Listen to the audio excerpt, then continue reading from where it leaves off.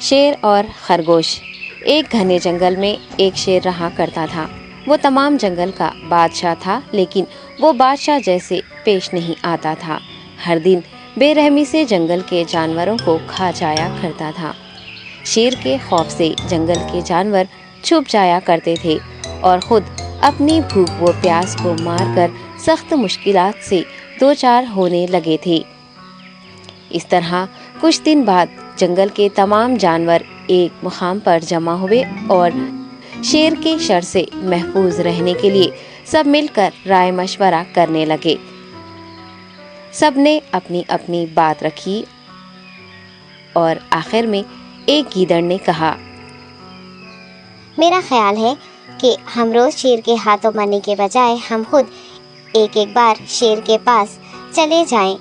اس طرح روزانہ شیر کسی ایک کو کھا لے گا اور ہم سب اپنی اپنی باری سے چلے جائیں گے اور بلا خوف و ڈر سکون سے زندگی گزاریں گے۔ گیدڑ کے مشورے پہ تمام جانور رضامند ہو گئے۔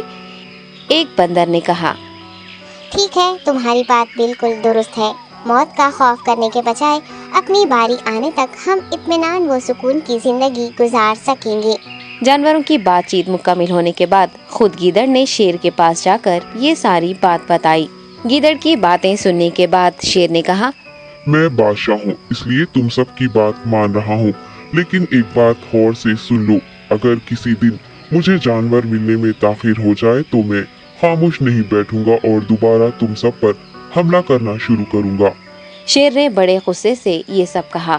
شیر کی باتیں سن کر گیدڑ نے سر ہلاتے ہوئے حامی بھر دی اور وہاں سے چلا گیا۔ اس دن کے بعد ایک ایک جانور بلا ناغہ اپنی اپنی باری کے مطابق شیر کے پاس جانے لگے اور شیر سکون سے اپنے پاس آنے والے جانوروں کو مار کر اپنی بھوک مٹانے لگا۔ یہ معاملہ ایسے ہی چل رہا تھا اور ایک دن شیر کے پاس جانے کی باری ایک خرگوش کی آئی۔ وہ خرگوش بہت ہی ہوشیار تھا۔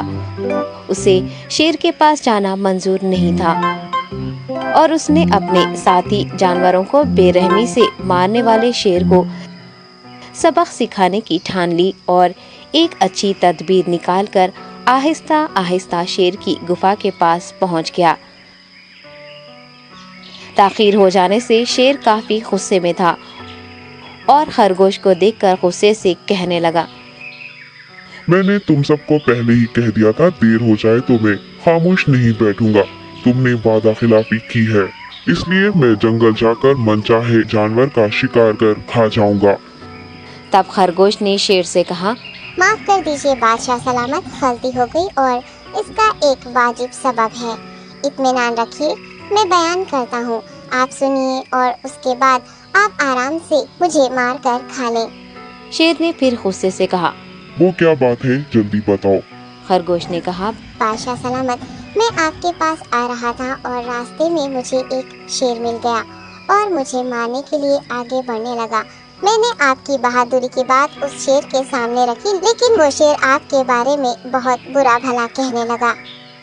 یہ سن کر میں نے غصے سے کہا، تم ہمارے جنگل کے نہیں ہو، ہمارے بادشاہ کے بارے میں ایسی باتیں مت کہو۔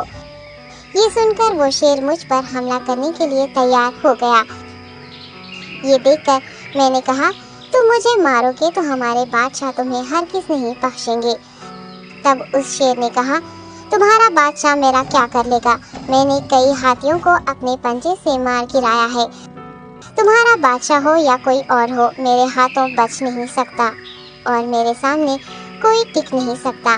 میں اسے ختم کروں گا۔ یہ سب بدتمیزی کرنے لگا۔ میں نے اس شیر سے کہا، تم ہمارے بادشاہ سے آ کر بات کرو۔ تب اس نے فخر سے کہا، میں کیوں آؤں؟ تمہارے بادشاہ میں دم ہے تو اسے ہی یہاں لے کر آؤ۔ یہ کہہ کر مجھے دبانے لگا۔ بادشاہ سلامت، اسی لیے آنے میں تاخیر ہو گئی۔ یہ سنتے ہی شیر غصے سے کہنے لگا، چلو ابھی چلتے ہیں، اسے ختم کر دوں گا۔ یہ سننے کے بعد خرگوش نے شیر کو جنگل کے درمیان موجود ایک کنویں کے پاس لے گیا۔